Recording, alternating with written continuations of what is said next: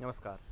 आज बात करेंगे कृषि विधेयक की, जो अभी हाल ही में लोकसभा में पेश हुआ और वहाँ से पास होकर ये राज्यसभा में पहुँचा, जहाँ भारी हंगामे के बाद वहाँ से भी ये बिल पास हो गया। लेकिन देश भर में इस विधेयक को लेकर काफ़ी विरोध देखने को मिल रहा है।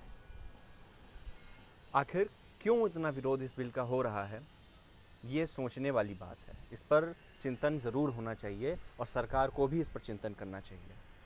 सबसे पहला सवाल ये उठता है, सरकार ने किसानों को छूट दे रखी है कि वो अपना अनाज कहीं भी जाकर अपनी फसल के दाम अपने मन के हिसाब से कहीं भी पूरे भारत में जाके बेच सकते हैं। पर आप ही बताइए, क्या उनको मन मुताबिक दाम वहाँ पर लोगों से मिलेगा?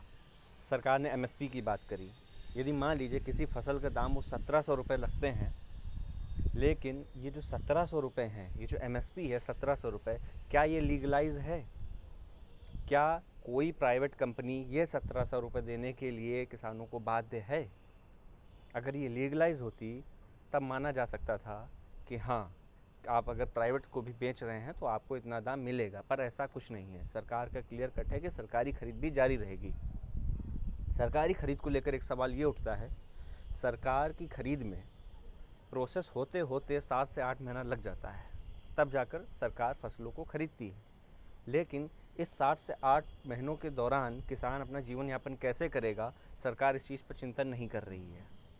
ये भी एक चिंता का विषय है, जिस कारण से किसानों को अपनी फसल औने पौने दामों में बेचनी पड़ती है।